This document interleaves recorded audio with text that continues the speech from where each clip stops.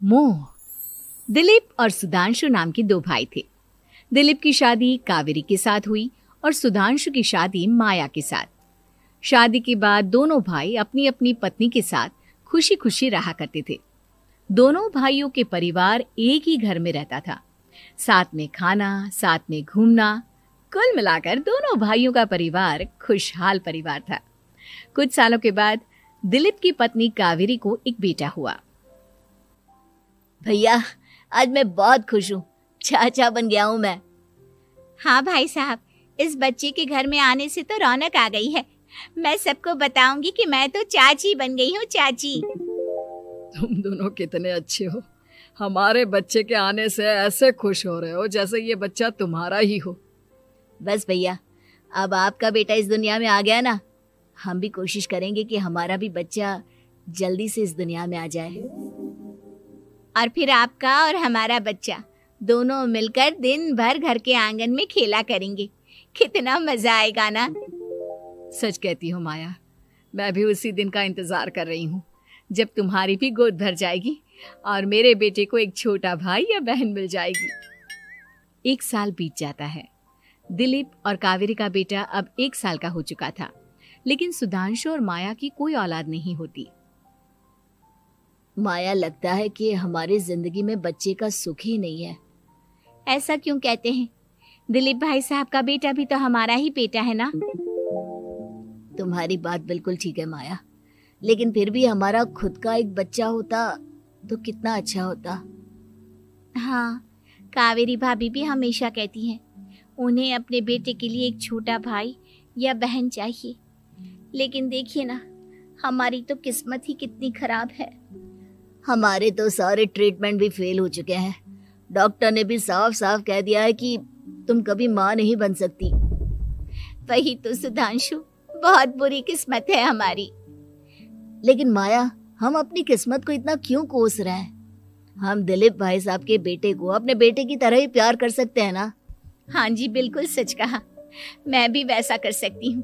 चाची हूँ, उसे छोटी माँ का प्यार नहीं दूंगी क्या? कुछ दिनों के बाद दिलीप का एक दोस्त दिलीप से मिलने के लिए आता है।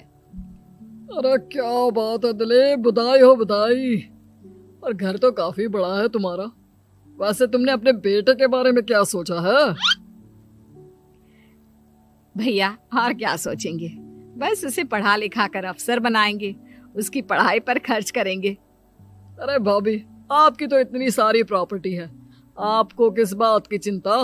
ले देकर एक बेटा ही तो है। अरे नहीं दोस्त, तुम गलत समझ रहे हो। इस घर में मैं और मेरा छोटा भाई दोनों रहते हैं। इस घर का आधा हिस्सा मेरे छोटे भाई का है। अच्छा, कितने बच्चे हैं तुम्हारे छोटे भाई के? भैया, उनके साथ ना कुछ प्रॉब्लम है। मेरी देवरानी कभी माँ नहीं बन सकती। अरे फिर किस बात की चिंता?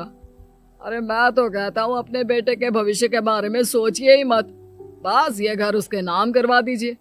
देखिए, आपके भाई का भी कोई बच्चा नहीं है तो सब कुछ आपके बेटे को ही मिलना चाहिए। लेकिन ऐसा करना क्या सही होगा? अगर उनका बच्चा नहीं है तो क्या हुआ? ये घर आधा उनका है, उनकी जो मर्जी है वो करे। अरे कैसे बात करते हो?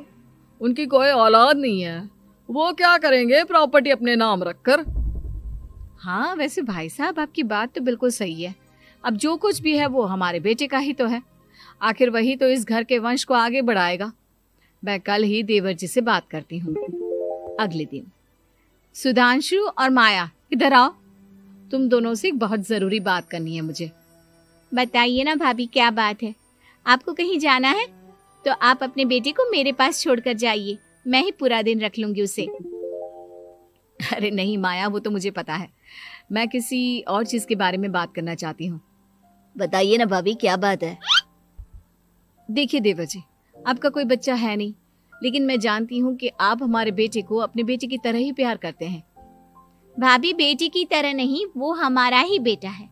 मेरे लिए तो वो मेरा ही बच्चा है। वही तो फिर क्यों ना ये सारी प्रॉपर्टी हम मेरे बेटे के नाम करवा दे, क्योंकि तुम्हारा हो या मेरा, हम सबका एक ही तो है बेटा।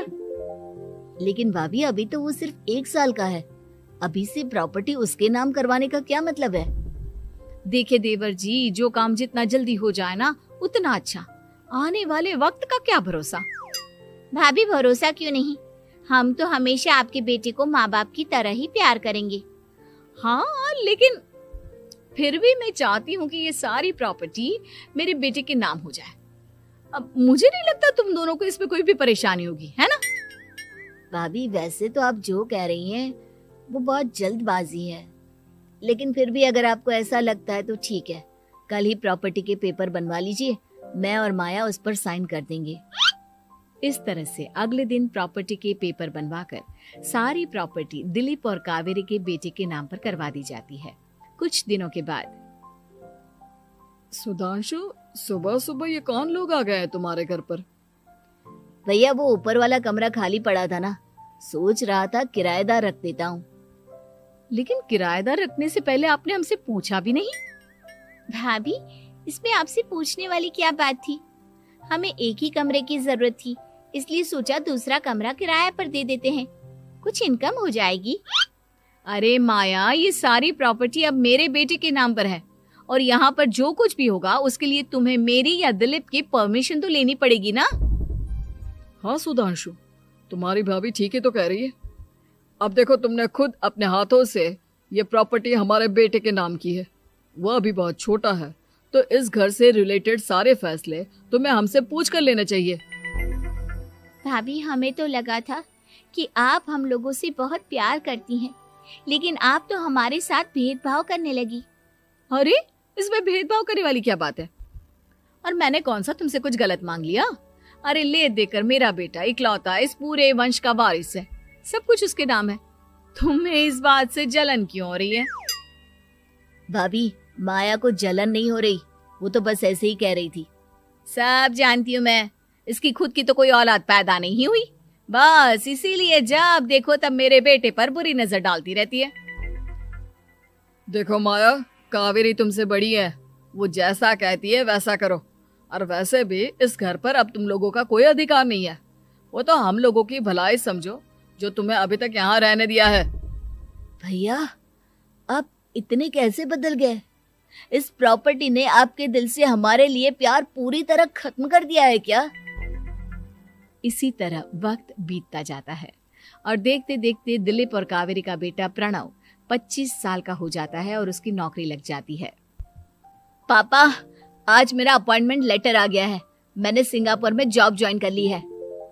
लेकिन प्रणव, विदेश में नौकरी करने जाने से पहले तुम्हें कम से कम अपने मम्मी पापा से एक बार पूछना चाहिए था ना। इसमें पूछने वाली क्या बात है माँ, मैं सिंगापुर जाकर जॉब करना चाहता हूँ तो करना चाहता हूँ। देखो प्रणव, हमने तुम्हारे लिए इतनी सारी प्रॉपर्टी यहाँ पर रखी हुई है, उन सब का क्या होगा? यहाँ रहो, बिजनेस करो। सॉरी पापा, मैं यहाँ रहकर कोई बिजनेस नहीं करने वाला, और ये जितनी भी प्रॉपर्टी आपने मेरे लिए संभाल कर रखी है ना, ऐसे ही किसी को दान में दे दीजिए, क्योंकि मैं सिंगापुर से वापस इंडिया आकर कभी नहीं रहने वाला। दिमाग खराब हो गया है तेरा, जानता नहीं तेरी वजह से हमने तेरे चाचा चाची से लड़ाई करके पूरा घर तेरे नाम करवा दिया था। हाँ तो ऐसा करने से पहले आपको सोचना चाहिए था ना। और मम्मा, मैं तो वैसे भी उस वक्त 1 साल का था, मेरा इस मैटर से कोई लेना देना नहीं है। कैसी बात कर रहा है ये लड़का?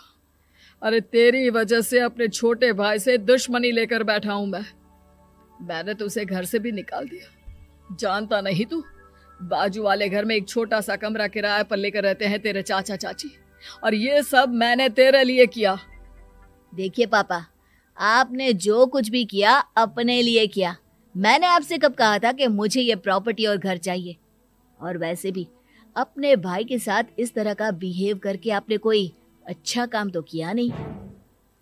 तू सही कह रहा है बेटा, हमने तेरे चक्कर में अपने छोटे भाई जैसे देवर और बहन जैसी देवरानी को इस घर से निकाल दिया। बहुत बड़ी गलती हो गई मुझसे। ठीक है मॉम, तो अब आप अपनी गलती सुधारो, लेकिन मुझे तो फॉरेन जाना है, मैं वहीं जाऊंगा। अब आगे क्या करना है ये आपका डिसीजन है। और प्रणव सिंगापुर जॉब करने के लिए चला जाता है। कुछ दिनों के बाद जब दिलीप और कावेरी को अपनी गलती का एहसास होता है तो वो सुधांशु के घर पहुंचती है। सुधांशु, माया, हमें माफ कर दो, हमसे बहुत बड़ी गलती हो गई। क्या हुआ भाभी? आज इतने सालों के बाद आप हम गरीब लोगों के घर क्या करने आई हैं? भाभी, हमने तो खुशी खुशी अपने भतीजे को सब कुछ दे दिया, अब हमारे पास कुछ भी नहीं बचा है। भाई मुझसे बहुत बड़ी गलती हो गई, जो तेरे जैसे भाई को मैंने प्रॉपर्टी के चक्कर में घर से निकाला, और जिसके लिए मैंने ये सब कुछ किया वो खुद ही विदेश चला गया। भैया भाभी, जिस बेटे के लिए आपने हम लोगों को इतनी तकलीफ दी, आपस के प्यार को बिगाड़ा, जब वही आपसे दूर चला गया तो आपको इस बात का एहसास हुआ। लेकिन माफ कीजिए, अब हम आपके साथ रहने के लिए उस घर में नहीं आ सकते। नहीं नहीं माया, ऐसा मत कहो, मुझसे बहुत बड़ी गलती हो गई, प्लीज वापस चलो, मैं वो घर फिर से तुम्हारे नाम कर देती हूँ। भाभी, मैं उस घर का क्या करूंगी? किसके लिए? मेरा कोई बच्चा नहीं, मैं तो बस जिंदगी भर आप लोगों के साथ प्यार से रहना चाहती थी, प्रणव को अपने बेटे की तरह प्यार करना चाहती थी, लेकिन आपने मुझसे वो अधिकार छीन लिया। भाभी और भैया, एक सवाल पूछना चाहता हूँ आप लोगों से। जो बच्चा कुछ ही दिन पहले दुनिया में आया हो, जिस बच्चे के भविष्य का आपको पता ही ना हो, उसके लिए अपने पुराने रिश्तों को तोड़ देना, अपने सगे रिश्तेदारों से दुश्मनी मोल लेना, उनके साथ झगड़ा करना, उनकी बेइज्जती करना, क्या ये सही है? कम से कम हमें सही वक्त का इंतजार तो करना चाहिए ना। सिर्फ प्रॉपर्टी के लिए अपने सगे भाई को घर से निकाल दिया, वो भी अपने 1 साल के बेटे के लिए। क्या ये वाकई में सही था? जवाब दीजिए मेरी बात का।